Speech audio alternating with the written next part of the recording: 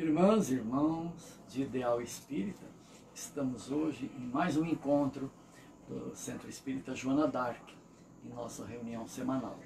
E hoje, na oportunidade interessante de conversar sobre um tema que nos afeta no dia a dia. Convivemos com pessoas, é impossível não fazê-lo. E as pessoas repercutem em nossa vida de maneira as mais diversas possíveis, mas podem ser agrupadas em dois grandes grupos. Algumas delas nos agradam e é uma convivência proveitosa, interessante. A gente se identifica por ideias, por comportamentos, gostos, temos uma semelhança de crenças, de valores, de padrões de comportamento. Então, tudo isso torna essa convivência agradável, interessante, e a gente investe muito do nosso interesse de manter esse tipo de convivência.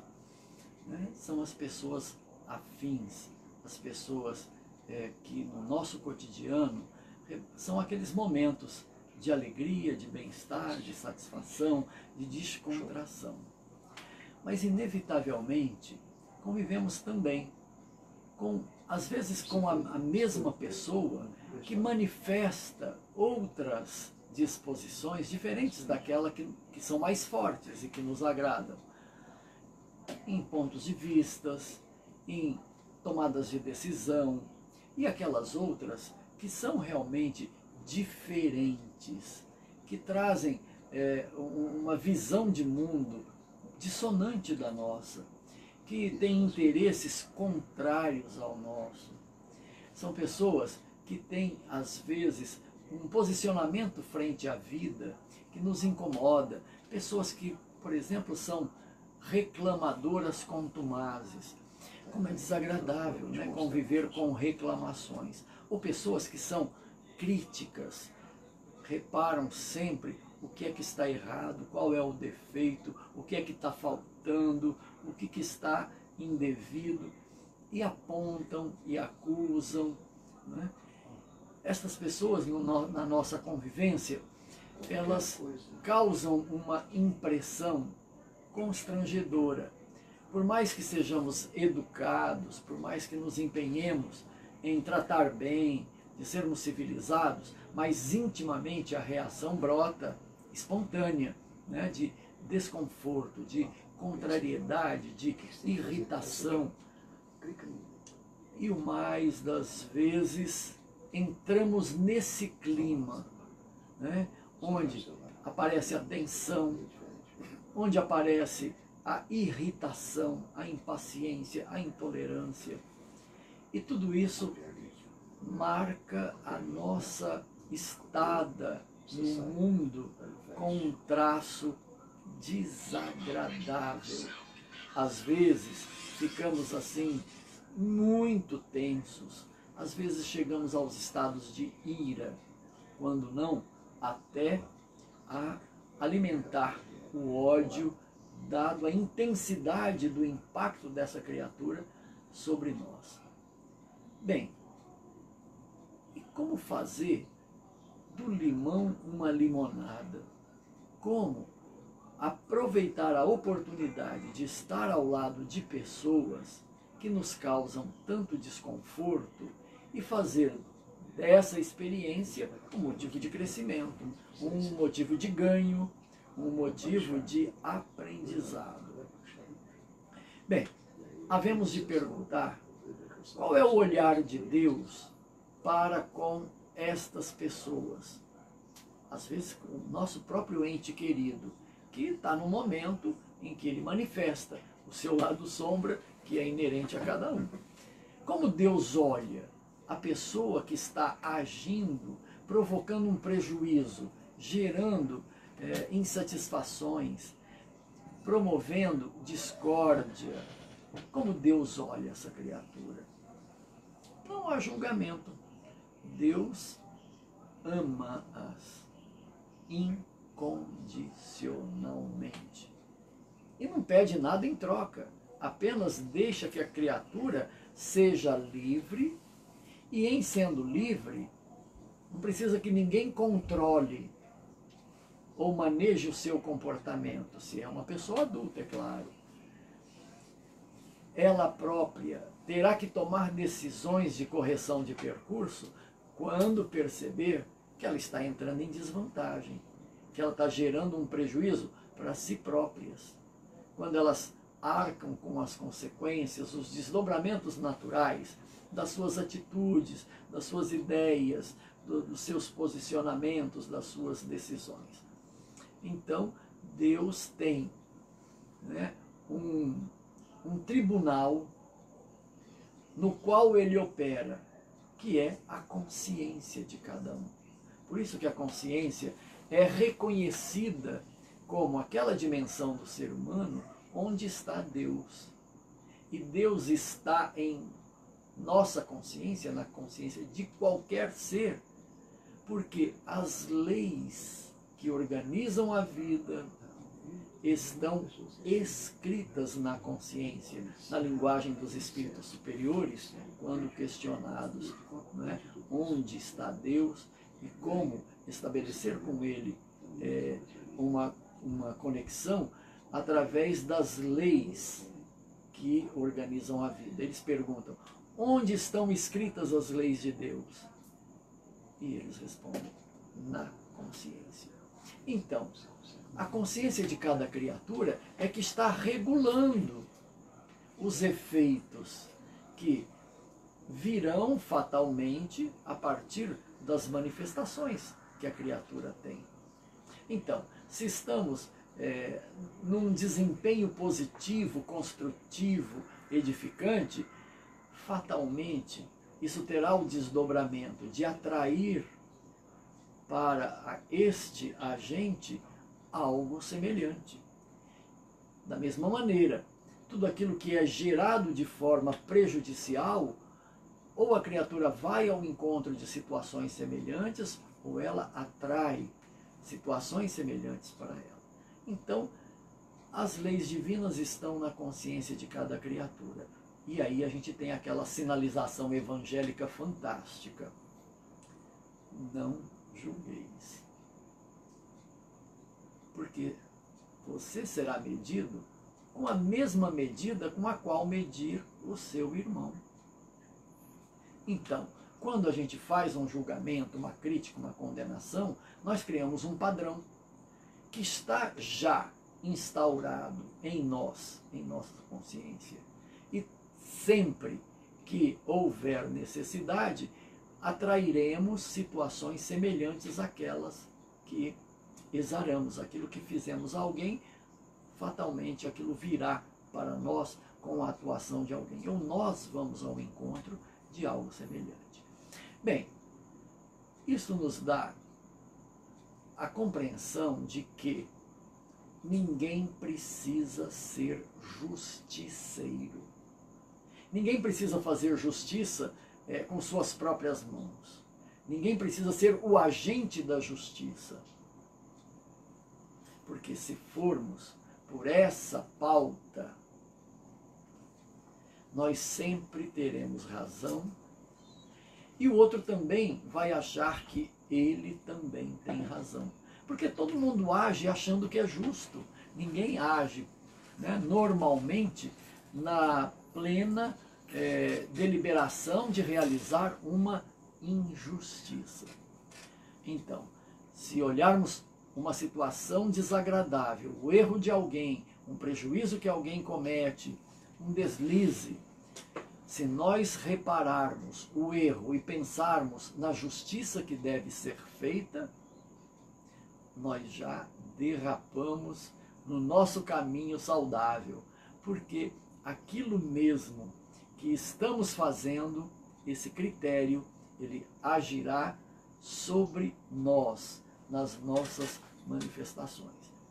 Não é preciso cuidar da justiça, não é preciso reclamar contra a injustiça nas relações. O que é preciso? O que é vantajoso? É vantajoso que a gente observe aquele que erra como um aprendiz, que tem o direito de errar, autorizado por Deus, uma vez que toda a sabedoria, toda a lucidez do ser humano será uma construção pessoal. Ninguém outorga, ninguém transfere sabedoria para outra pessoa. A que cada um tem é aquela que ele próprio desenvolveu. Então, a criatura que erra não merece castigo da nossa parte. Por quê? Porque ela será justiçada pela ação da própria consciência, que é esse tribunal interno. Ela receberá, inegavelmente, os desdobramentos das desconformidades que ela tenha praticado. E a nós o que é que cabe? A nós cabe ajudar.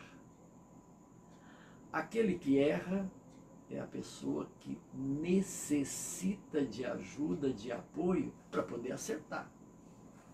Ele só vai fazer uma escolha diferente por uma outra ideia, por um outro ângulo, por um outro sentimento, por uma outra conduta, se ele se sentir interessado em fazer essa mudança. Por imposição de alguém, isto não acontecerá. Pode acontecer até sob a coerção. Quando estamos sob um agente controlador, coercitivo e castigador, nós podemos corresponder às exigências que vêm de fora para não sermos também castigados ou experimentarmos a dor. Mas fora desse agente coercitivo, nós vamos agir conforme nos convém. Então, a mudança que alguém possa fazer em um comportamento inadequado é por uma escolha em função da vantagem, do prazer de realizar essa mudança. E como é que alguém vai sentir prazer em mudar? Quando ela se sentir compreendida, acolhida, respeitada e for proporcionado a ela alternativas que sejam vantajosas. Então, a nossa pegada junto a alguém que erra é auxiliar essa pessoa a perceber a desvantagem daquilo que ela está manifestando e a possibilidade de agir vantajosamente. Aí nós poderíamos, então, imaginar, né? Mas isso é uma tarefa de gigante, isso não é para mim, eu não tenho sangue de barata, eu não vou suportar calado a agressão de alguém. Eu não posso deixar que as pessoas me encarem como um tolo, como uma pessoa covarde, uma pessoa que não é digna de respeito. Isto é o que um julgamento superficial faz da nossa condição quando nos defrontamos com aquilo que nos contraria, aquilo que gera prejuízos, aquilo que vem dos outros e nos incomoda. Se nós quisermos avançar aliviados, fortalecidos, havemos de investir uma força em não reagir. Quem reage, ele responde à altura ao agressor, ao ofensor.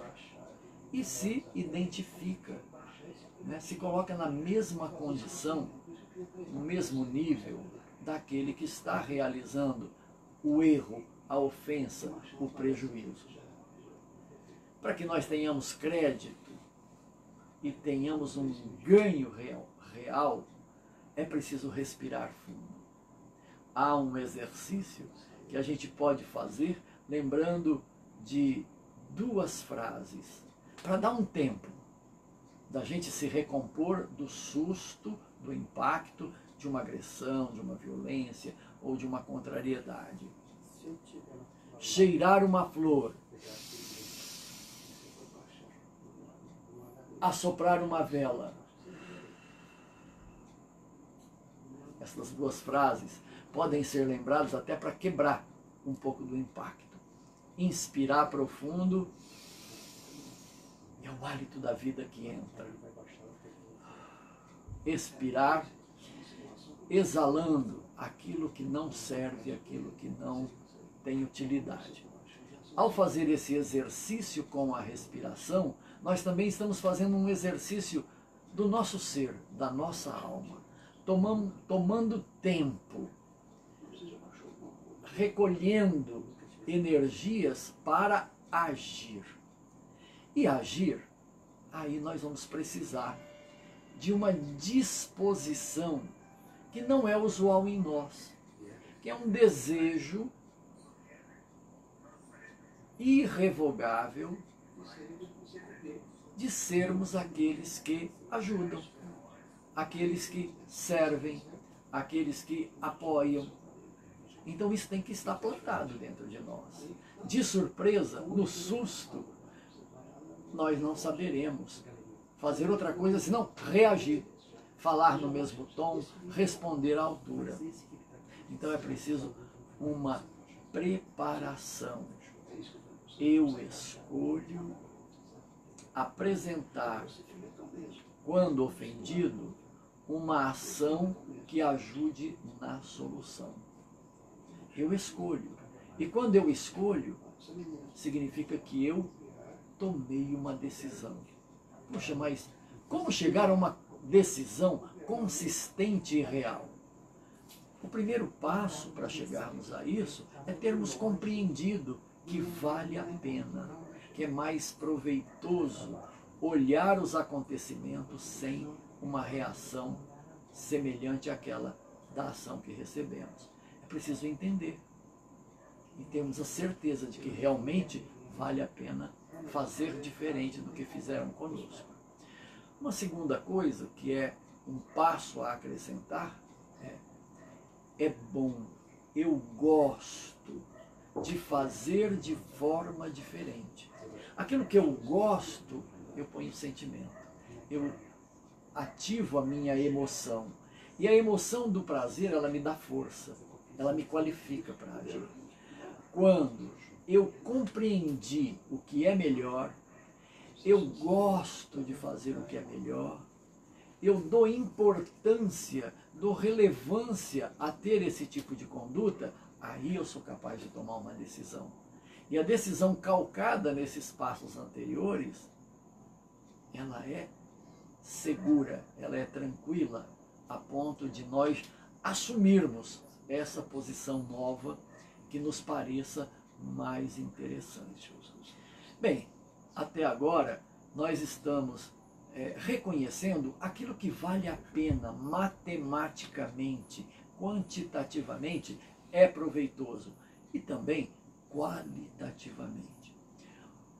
O estado d'alma de quem ajuda é uma condição que nos mais aproxima de Deus.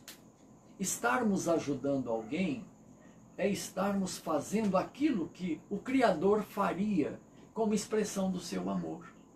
Então, sempre que somos aqueles que servem, estamos na posição de buscar uma solução, de empreender a ajuda, nós estamos na frequência vibratória de Deus.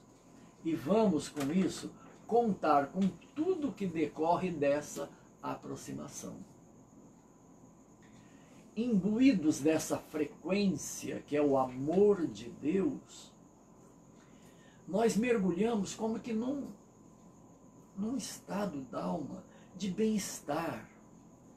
É uma leveza, é uma lucidez que brota na nossa mente, é a compreensão fácil das coisas, é a força necessária para agir.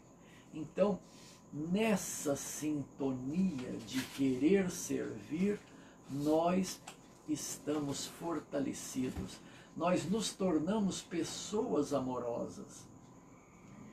Sermos amorosos, ao invés de sermos pessoas frias, duras, ou pessoas que revidam a uma agressão, a uma violência, sermos amorosos é uma construção. A gente não nasce assim, a não ser que tenhamos desenvolvido isso em outras vidas. Por normal, nesta vida, nós nascemos com um quantum de maturidade emocional que nos qualifica por sermos mais ou menos amorosos. Mas o que vamos acrescentar nesta experiência é o aumento dessa possibilidade. Então, podemos aprender a ser amorosos, podemos desenvolver esse tipo de posicionamento. Há 2000 anos, estamos sendo bombardeados por um apelo, por um convite, por um estímulo, por uma proposta. Que amemos, reconhecendo através de Jesus que amar é a lei que organiza a vida, é a lei que sustenta o universo, é uma lei que está presente nos mínimos detalhes da criação. Desde o funcionamento do nosso corpo, é a expressão do amor de Deus que consegue conjugar tantas funções, tantos órgãos, operando com total sincronia e de maneira tão magnífica que nos possibilita manter o corpo vivo. No átomo está o amor de Deus. Nas partículas do átomo está o amor de Deus. Nos universos está o amor de Deus. Este apelo a que entendamos esta proposta, ele se fez presente e está presente em todas as tradições religiosas, cristãs ou não cristãs. Nós, que nos identificamos e somos abastecidos pela proposta de Jesus, tivemos esse legado que é a confirmação de maneira enfática dessa lei já transmitida por Moisés no Velho Testamento, de que o primeiro mandamento e o maior de todos é amar a Deus, é fazermos a escolha de que Deus é o dirigente da nossa vida. Ele já está dirigindo todo o universo, mas nós estamos apartados dele porque nós não estamos identificados com ele. Então, amar a Deus é aceitar a direção divina que pode se instaurar em nós através da consciência. Receber a vibração de Deus como uma escolha nossa.